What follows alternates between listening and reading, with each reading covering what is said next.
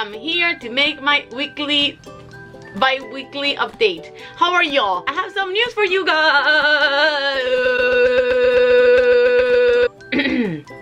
I know I haven't given you an update. I didn't come on here last week because I was out of town. I think this week's video is gonna be very important because we're gonna talk about gains and gaining weight on your weight loss journey. 2 weeks ago on Saturday I was at 155.2.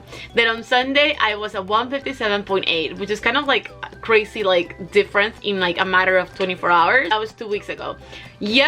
Sunday morning I weighed myself accurately. I know I didn't have any water weight on, and then Sunday morning I knew I was gonna have an accurate number, and the number is on Sunday was 158 on the dot, 0.0. The reason why I feel like that's an accurate number, and probably fat, maybe not completely all fat, but a lot of it is mostly fat, is because in the last week and week and a half I have been eating at my maintenance level of calories, and when your body's not used to your maintenance level, then you gain weight. Eating at a maintenance level has felt like overeating. That's 500 calories extra every day that I'm eating that I'm not used to. Felt like I was full and I felt like I was bloated. It was not planned. I was not expecting to do that. I thought I was gonna continue sticking to my 1500 calories, and then every day I just started eating a little more, and it kind of took me by surprise. While sometimes I have increased my calories, I have never increased it to the maintenance level. Like I have never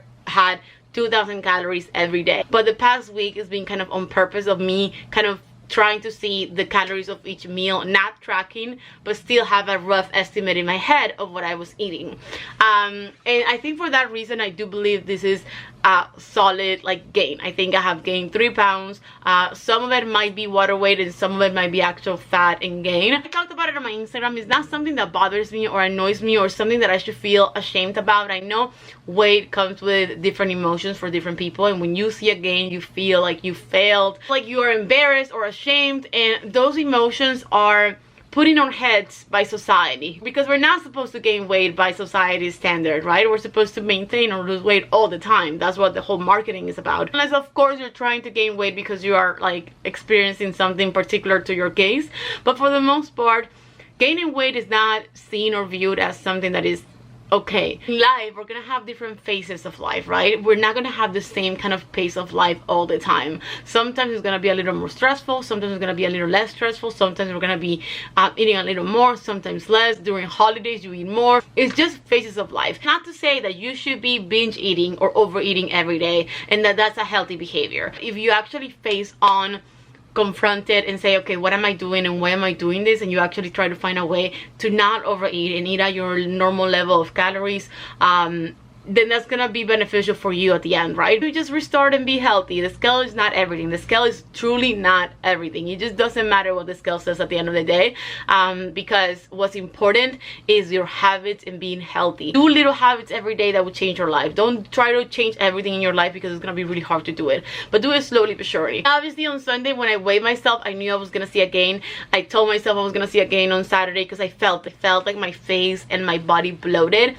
It's more of a feeling than when you actually look at yourself. It's just a feeling that you're bloated, and I did, and I saw a 3 pound gain. I thought it was gonna be a little more actually, so I was very impressed by the 3 pound gain. That's what happens sometimes when we turn those 2 weeks into 3 or 4 weeks, and the next thing you know, it's been a month and you're overeating every day, or you're eating things that are not healthy every day, and suddenly you have gained 10 to 15 pounds because it's easy to gain weight. But again, I want to emphasize that the most important thing that you can do for you and for your body and for your journey is to focus on your health and what you're eating, what you're putting in your body. When I want to make a change in my life, when I want to say, okay, I'm gonna need to stop overeating this, or I'm gonna need to start being a little more healthy, I focus on the food that I consume in a way that is healthy, that is nutritious, that has nutritional value for me, and that I like. I gotta make sure that I like the food. I'm not gonna stuff my face with broccoli just because that's gonna make me lose weight. That's not the point to me. The point is I want to enjoy the food that I eat, and I want to choose food that is healthy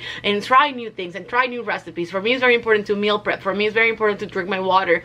For me, it's very important to have a balance of carbs and fats and sugars and all of it in a very moderate and balanced way. When you're miserable in a weight loss journey, that's when you're not consistent. If you start eating things that you hate and that you don't enjoy, then you're never gonna be consistent, because you're never gonna stick to it. Because who wants to stick to a lifetime of eating things that you don't like? I will never stick to a lifetime of eating broccoli and cauliflower alone. I like cauliflower, but in like rice, but not like by itself. I wouldn't do that because I don't like vegetables too much. But now I eat more vegetables because I've learned how to cook them in different ways that make me enjoy them. If I don't enjoy a vegetable, I don't eat it. I still don't eat as many vegetables as I probably should, because I'm very picky with what I eat. But I need to eat things that I enjoy. I'm gonna talk about rice cakes, because if you follow me on Instagram, you know that that's my new thing. I like rice cakes. I have to admit that in my open-mindedness, and even in how much I want people to do what works best for me, for you, not for me, even me wanting to everybody to do what works best for them, there was a part of me, and I'm gonna be completely real and honest, that judged rice cakes a little bit. I was a little judgy of the rice cake. I definitely felt like rice cakes was something that was anti trying to be healthy and more towards like wanting to lose weight. For me, weight loss has always been about becoming a little healthier. And when you're healthy and you know, track your calories and drink your water and actually incorporate foods that are good for your body in a nutritional sense, then weight loss is just a result of that. But I never wanted to do anything for weight loss. Of course I think we all have. I'm always gonna say it, health first, counting calories second. And I saw rice cakes as a food that only helped you in weight loss, but not for your nutrition. In my head, I was like, I'm never gonna eat rice cakes because it has no nutritional value. I could be eating a bread, like a slice of bread that has more like protein and more stuff than rice cakes. And so I was a little judgy of rice cakes until I went to Publix and I was craving something crunchy. I saw rice cakes everywhere and I was like, I'm gonna give them a try. I got myself some rice cakes. Listen, I have never been more wrong about judging those rice cakes. The idea of rice cakes, right? Like for me, I think that it's okay to buy foods that are healthy for you. It's okay to buy foods that are only for weight loss if that's what you choose to.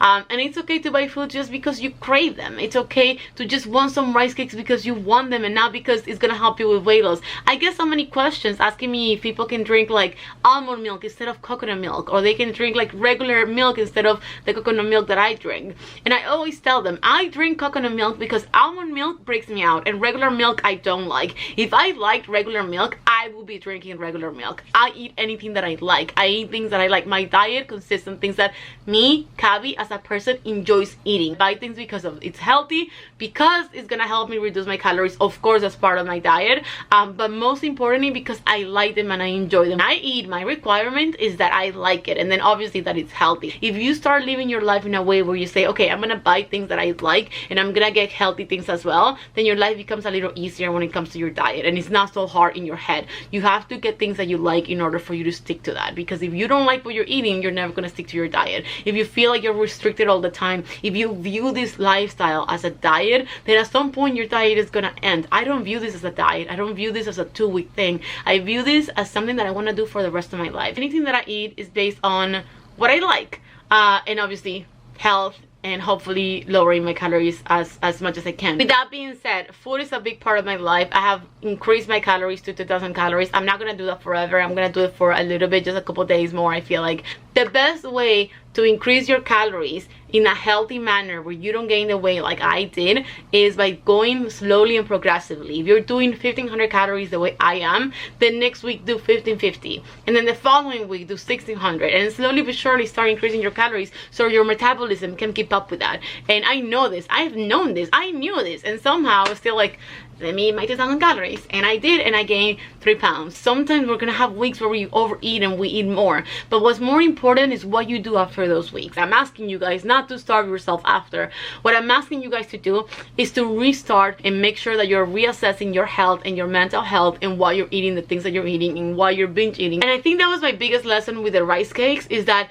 it's okay to buy things that you enjoy just because you enjoy them. You don't need to buy everything because it's healthy or low in calories. Even though I'm an advocate for being healthy, I think a lot of people shame others for their choices in what they choose to eat, whether it's, you know, I don't know, like hot Cheetos or diet soda. I think it's worse for somebody to shame you for what you're eating than it is for you to actually eat it, because at the end of the day, your mental health can really hurt from somebody telling you, like, shaming you for your choices. I'm not saying you should go out there and eat all the rice cakes in the world every day, or that you should go out there and eat all the hot Cheetos or drink all the diet soda and the soda.